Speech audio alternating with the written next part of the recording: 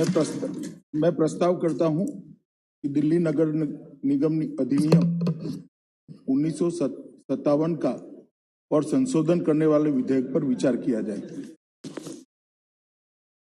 माननीय अध्यक्ष जी, आज एक बहुत महत्वपूर्ण विधेयक लेकर इस सम्मानीय सदन के सामने मैं उपस्थित हुआ हूं। दिल्ली नगर निगम पूरे राजधानी क्षेत्र का 95% हिस्से का सिविक सेवाओं का जिम्मेदारी उठाता है। लगभग 1,20,000 कर्मचारी तीनों निगमों के इकट्ठा होकर इसके तहत काम करते हैं।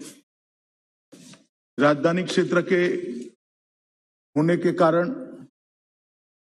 राष्ट्रपति भवन भी यहाँ है, संसद भी यहाँ है, प्रधानमंत्री निवास भी यहाँ है, सारे केंद्रीय सचिवालय भी यहाँ है, ढेर सारे राजदूतालय भी यहाँ है और महत्वपूर्ण मीटिंगों का स्थान, अंतर्राष्ट्रीय मीटिंगों का स्थान भी स्वाभाविक रूप से राजनीति बनती है। दुनिया भर के राष्ट्राध्यक्ष जब यहाँ आते हैं तो राजधानी का उनका मुलाकात बहुत स्वाभाविक होता है। उसको दृष्टिगत रखते हुए इस सिविक सेवाओं की जिम्मेदारी का निर्वहन दिल्ली के तीनों कॉरपोरेशन ढंग से उठा पाए, वो बहुत जरूरी है। पहले यहां पर एक ही नगर निगम हुआ करता था, उसका विभाजन कर 3 नगर निगम बनाए गए। माननीय अध्यक्ष जी, थोड़ा पीछे में सदन को ले जाना चाहूंगा। 1883 से पंजाब डिस्ट्रिक्ट बोर्ड एक्ट के तहत दिल्ली नगर निगम चल रहा था। 1957 में दिल्ली नगर निगम की एक्ट के द्वारा स्थापना हुई और 1993 और 2011 में संशोधन हुए और अंततोगत्वा उत्तरी नगर निगम दिल्ली, दक्षिणी नगर निगम दिल्ली और पूर्वी नगर निगम दिल्ली 3 निगमों में इसका बंटवारा हुआ। बंटवारे के कारण, बंटवारे के पीछे की मंशा मैंने पूरे गृह विभाग की फाइलें खंगाली है, बहुत स्पष्टता से मालूम नहीं पड़ती। इसलिए मैं मेरी मर्यादा भी सदन के सामने रखता हूं, क्योंकि मुझे बताना चाहिए था सदन को कि इस निगम का बंटवारा क्यों हुआ था, किस आशय से हुआ था, या ध्येय को सामने रखकर किया गया था। मगर जितना आप तो मंत्री नहीं थे दादा उस वक्त, फाइल मैंने देखी है, ऐसा भी नहीं लिखा है, ऐसा भी नहीं लिखा है।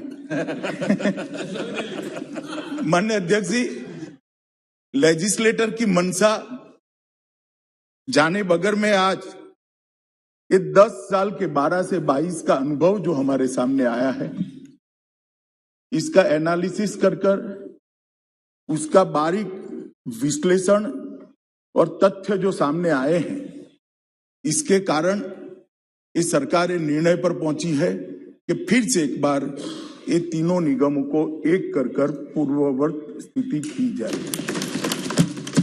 क्योंकि ये जो बंटवारा हुआ था वो माननीय अध्यक्ष जी आनंद फानंद में किया गया बंटवारा था। मैं नहीं कहता, क्योंकि ऐसा भी मेरे पास प्रमाण नहीं है, कोई राजनीतिक उद्देश्य रहे होंगे, परंतु कोई उद्देश्य जब नजर में नहीं आता है तो विचार जरूर होता है कि राजनीतिक उद्देश्य से इसे किया गया होगा। मगर आज जब ये तीनों निगमों को एक करने की मंशा लेकर सरकार इस महान सदन के सामने आई है, तब मैं निश्चित करना चाहता हूं, बताना चाहता हूं कि हम क्यों आए। एक अभी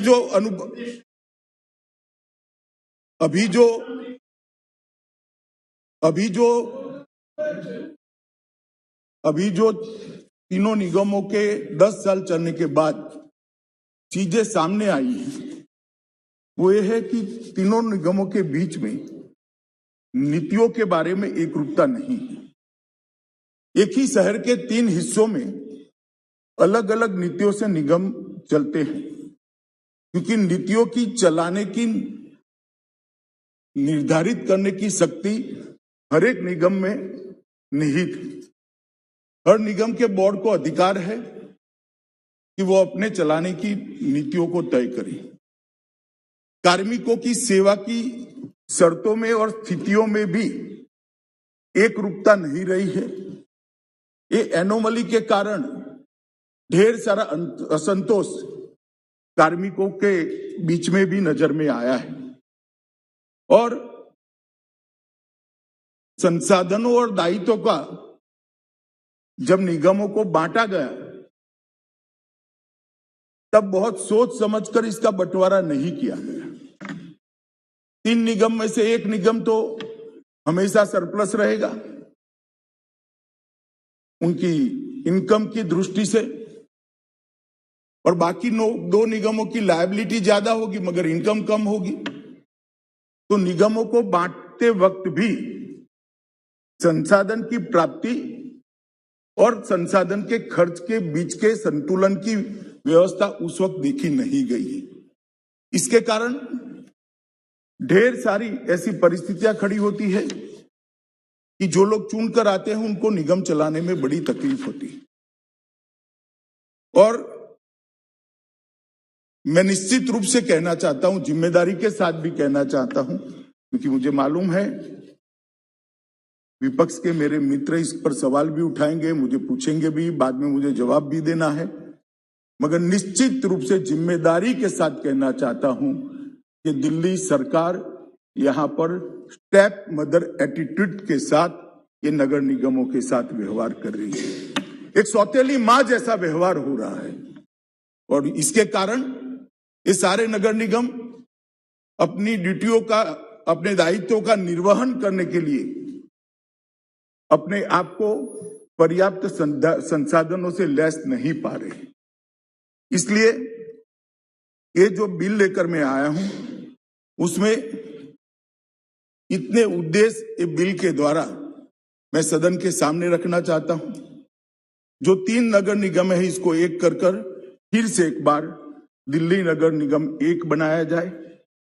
संसाधन और सहकारितावादी और सामरिक योजना के दृष्टि से एक ही निगम पूरे दिल्ली की सभी सिविक सेवाओं का ध्यान रखेगा तो ये उचित होगा।